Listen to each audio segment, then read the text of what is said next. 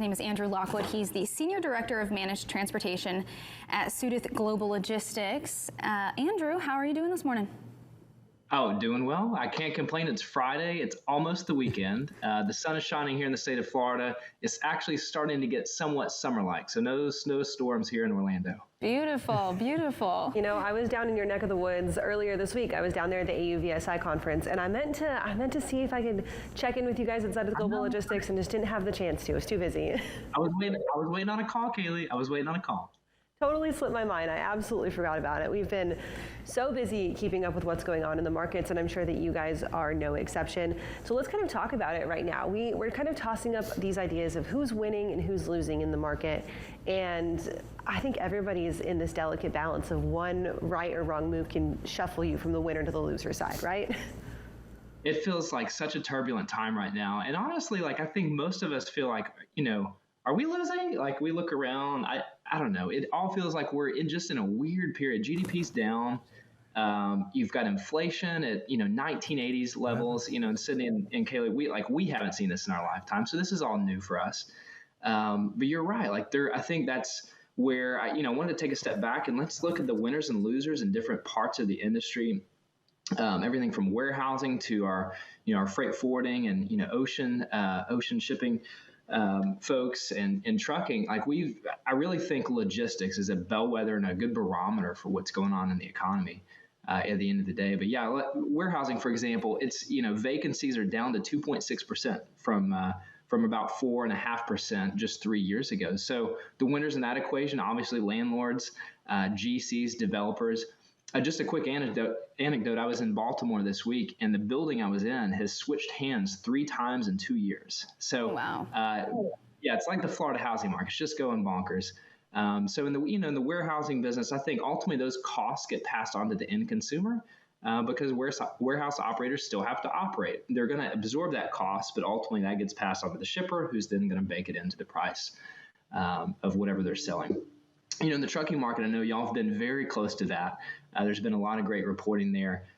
Curious as to your thoughts on, what's going on here in the future. And, the number one question I get is there going to be a recession? Because everyone's talking about the freight recession, but is that connected to the overall economy?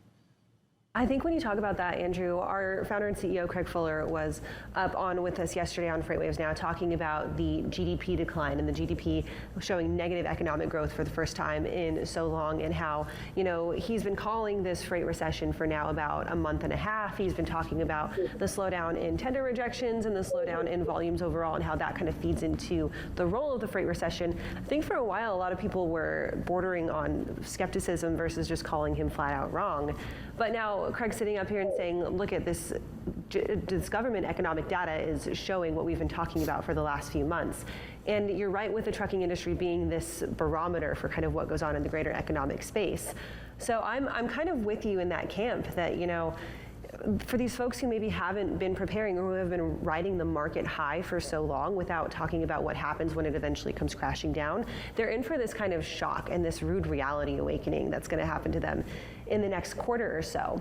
And along that lines, let's go back to the warehousing piece and what warehousing managers and operators have to do now. How can they manage their space better when you've got retailers that are now saying, we overordered and we've got way too much inventory on your shelves, and you've got people that are saying, we can't move these goods now because consumer demand is slowing down, nobody wants them. Right. It's all interconnected at the end of the day. And I think looking at each aspect of the supply chain, that's why it's so important. You look at Shanghai, for example. It's been locked down for the last couple of weeks. What I anticipate is kind of this brief tsunami when it reopens of goods that are going to go into the ports there on the West Coast, as well as the East Coast in Texas. So, but at the same time, it may take a while for them to ramp back up. Think about inventory levels. They're much larger than they were ever before because of the pull through from COVID. So you had companies responding one of two ways. I believe consumers are going to order more. I've had these supply chain issues. Therefore, I'm going to pull up this inventory and order a lot more. And that's really increased ocean container rates quite a bit the last 2 years. You've got others where the demand actually is real. So the warehouse demand, the additional inventory is boosting occupancy rates. That's why there's just not enough warehouses to go around. To your point, if you're a warehouse manager, if you're in the supply chain there, what should you brace for? I think at the end of the day, it goes back to the fundamentals. Each piece of the supply chain can do their part from an efficiency standpoint and trying to help, and it's as simple as trying to turn trucks quicker at your facility. So instead of the classic 3 or 4 hour wait with detention because you've got 30 others and you just have bad processes, really dig deep and say, what can we do to lean out our processes to do our part in the overall supply chain? But you're right, it's connected. You've got the Shanghai situation. It's going to have ramifications on the trucking on the West Coast here pretty soon. I was just going to say, how would owner-operators kind of navigate that volatility when it comes to the trucking? I think you just buckle up. I do. And here's why I say that. On the trucking side, and he's written a lot about this recently, but for your newer entrants into the industry, I think it's going to be really rocky. I honestly do. So right now, if you're an owner-operator, if you're a small fleet carrier that's entered the industry in the last 2 years, you really need to look at your financials and make some smart decisions right now. We know the cost of assets is almost doubled in the last 3 years. The cost of getting a tractor. I was looking at used trailers. 3-year-old used trailers are going for close to $75,000 online. I'm like, I'm blown away. I've never seen this before. So I hope for the smaller fleets, the owner operators, they haven't overpaid for assets, because right now, when you take fuel out of the equation, and I look at DAT's national drive-in rates just for the year, it's gone from 270. When you subtract fuel, it's gone from 270 to 215. So a 20% drop in 4 months. You add to that equation that we've boosted the number of for hire tractors out there by about 10% over the last 2 years. So you've got more supply, you have less demand. It's going to get ugly. So, I think right now is a really good time to focus on fundamentals. Who are your core customers? What are those core lanes? What are ways that you can lock in that business? Because the days of trying to play the spot market and get the really good rates from lane XY to somewhere else, I don't see that right now, especially from my perspective. Andrew, I want to get your thoughts on this view from a transportation manager's perspective. You spent the last, if you're a transportation manager, if you're a broker, you spent the last 2 years trying to figure out how to find capacity for your customers in this market.